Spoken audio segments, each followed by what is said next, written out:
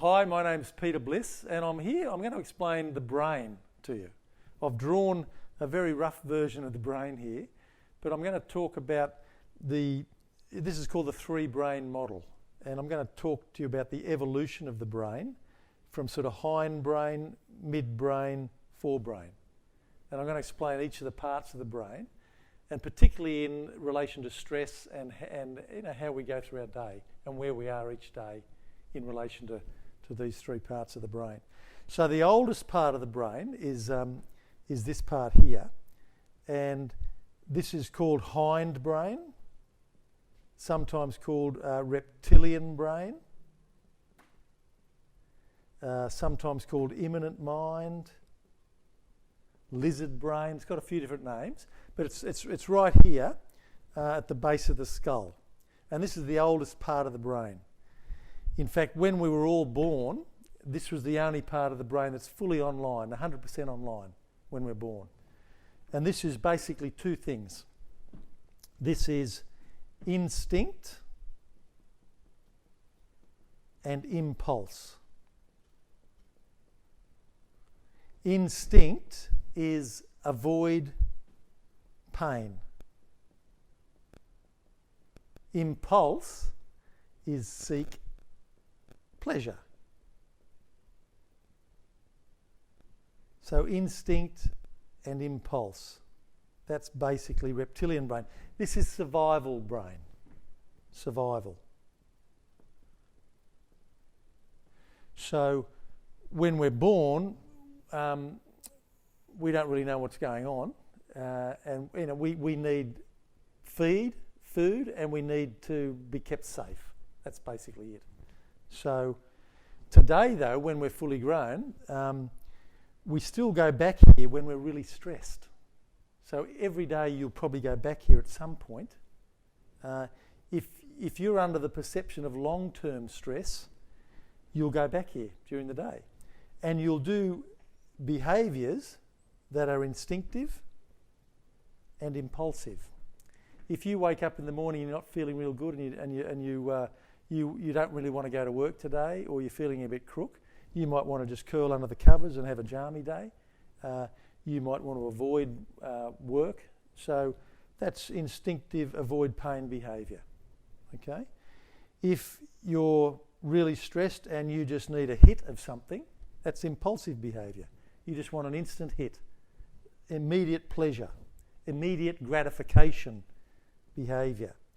You might want a coffee hit, a sugar hit, an alcohol hit, a drug hit, cigarette, something stronger. So these are all immediate gratification behaviours.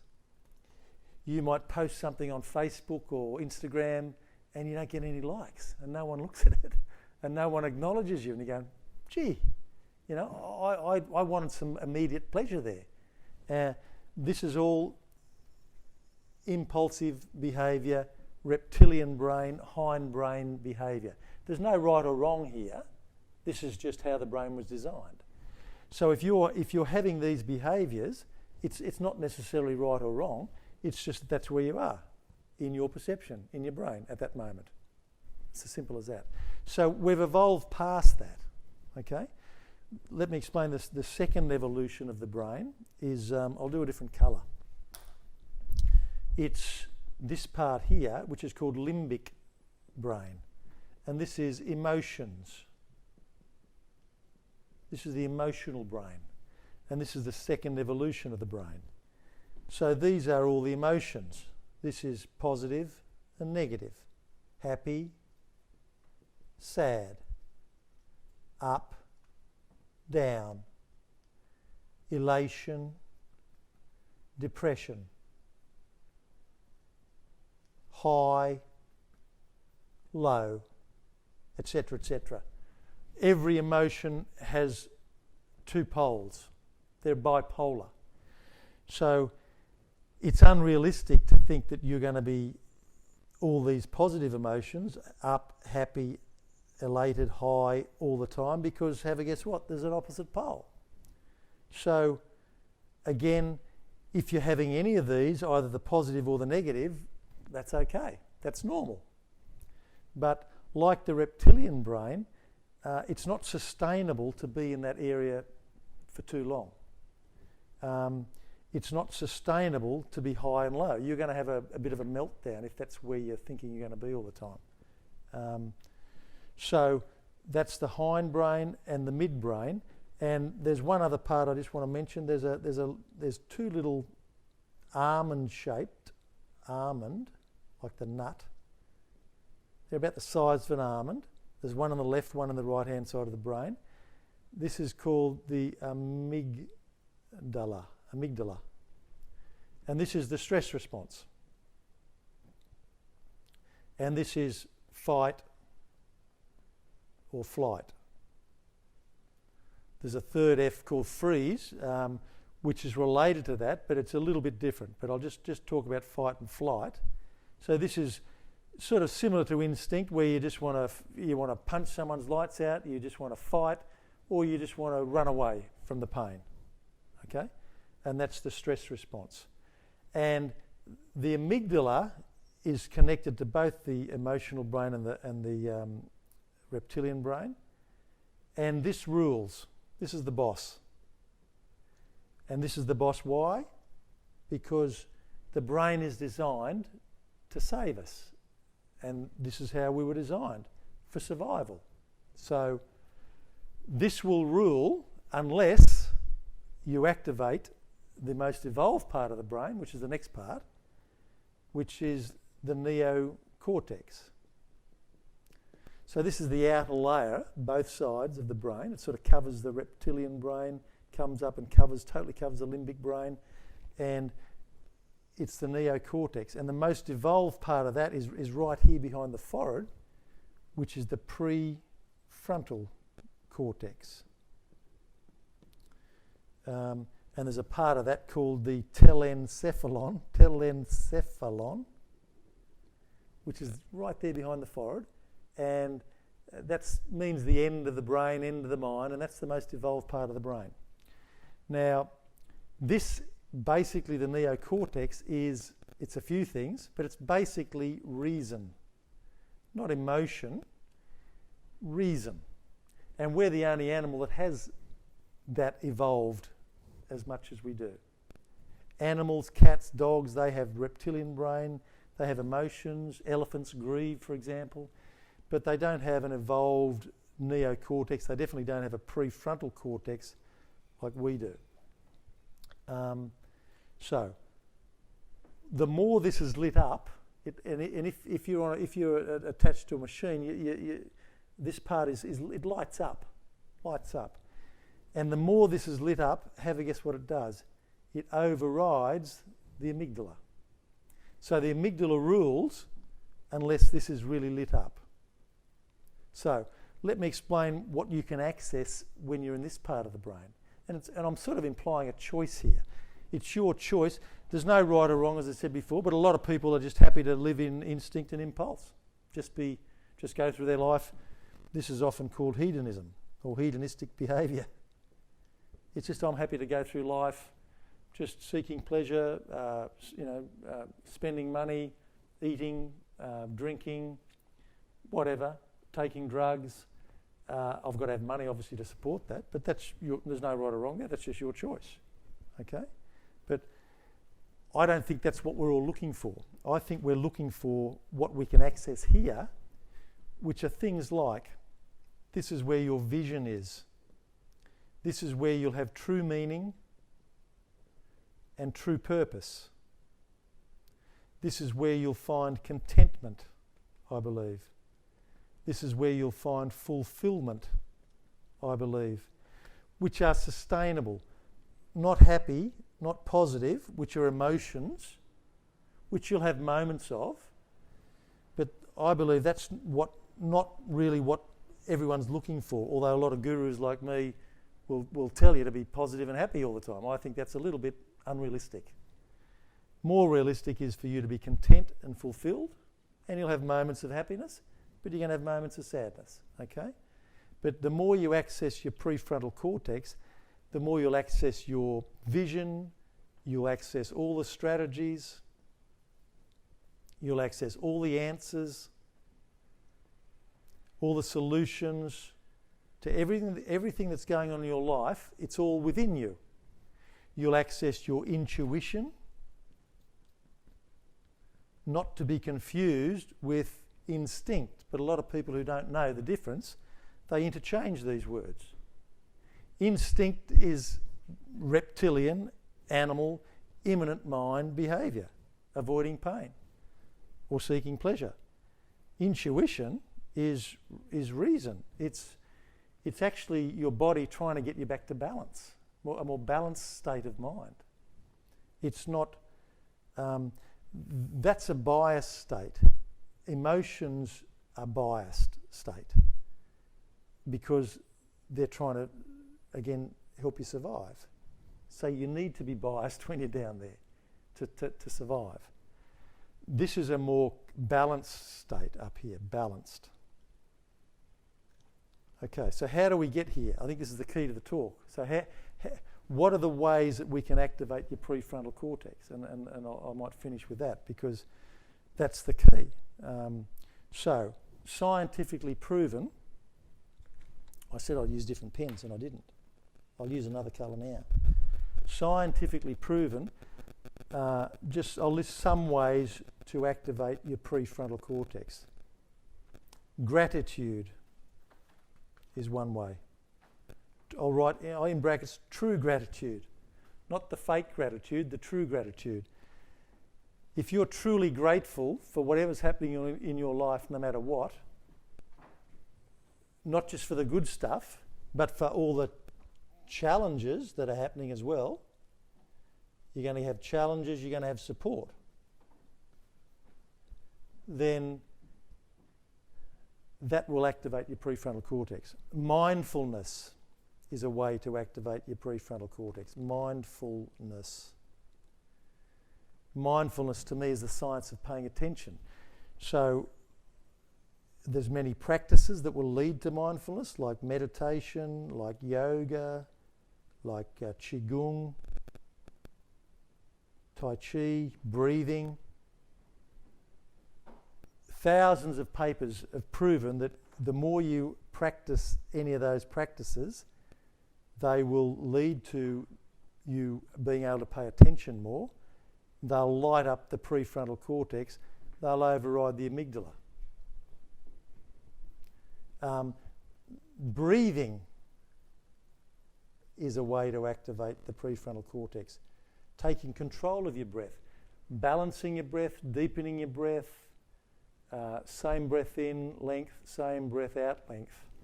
That's another way. Do what you love, or love what you do.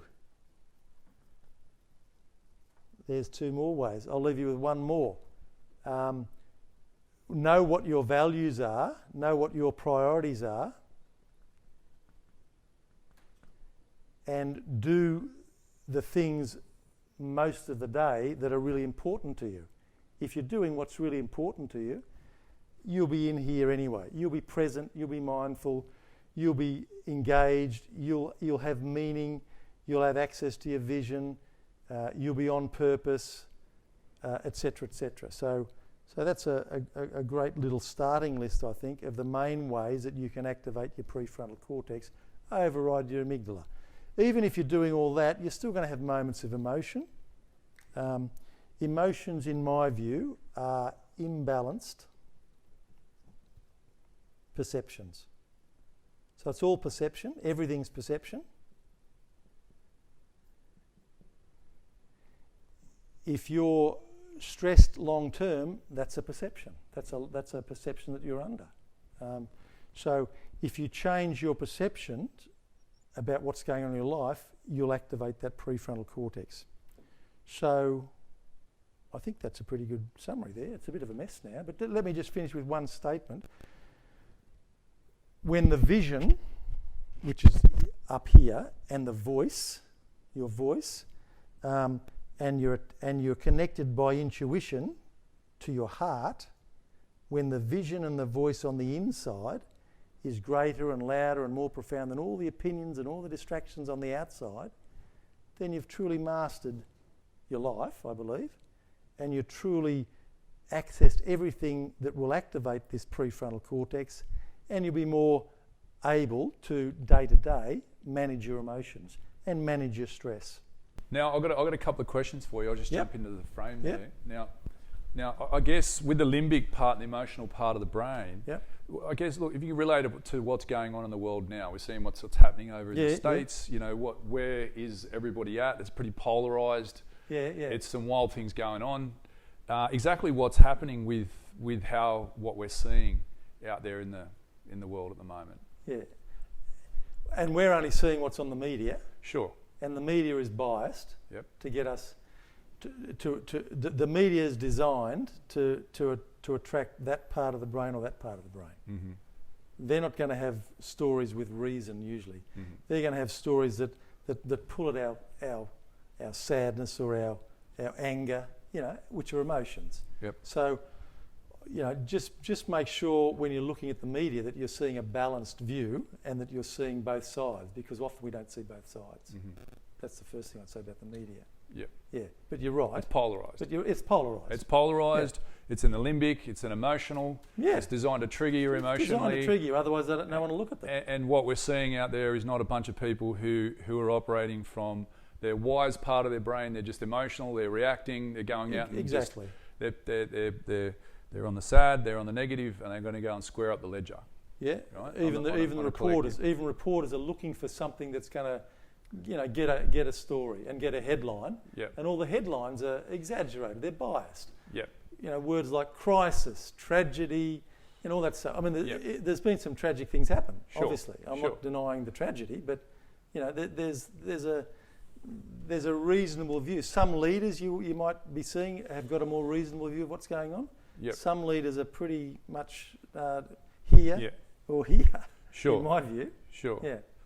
Okay, well, and this is interesting. And one thing I'd like to do at a later stage as well is just to go through the vision work and those sorts of things we've done with you in the past. You know, about how to access this part and how to get a vision from an inception, you know, right through to conceive it, believe it, achieve it process that you've spoken to us about, and how to access this part of the brain, and really how important it is to understand, I guess, what this thing is, what this tool is, and how it works. And I think more importantly, as you're operating throughout the day, is really mindfulness is about an awareness of which part of your brain you're operating from at any given point in time. And once you're becoming aware, at least objective, of where am I at the moment, you're not subjected to the functions of these lower order parts of the brain, and you can actually be constructive, or as well, you can pull yourself out of. We do a lot of talk with the guys at work about this, is pull yourself out of these emotional states and these ruts and these spirals, so you can get back to being logical,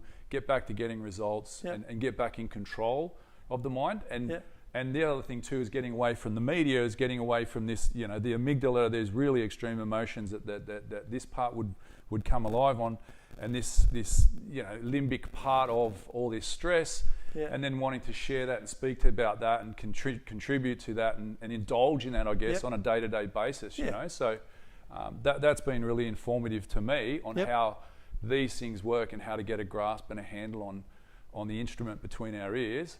Great. And then how to use that going forward. And I guess also get to a point where you respond, you don't react. This is respond mode, this is react. Yeah. This is reactive. Reflexive. This is responsive. Yes. This is the executive centre of the brain. Yes. This is where leaders operate. So when someone sends you an email that you really are annoyed by, don't react. Don't react. Leave it a day. Leave it however long it is. Or take a breath. Take a breath. Fire the vagus nerve. Activate that straight away. Yeah. And you'll override this. You'll override this. You'll get back to being in control. It's that simple. And then you can consider your answer and respond appropriately instead of reacting and inappropriately.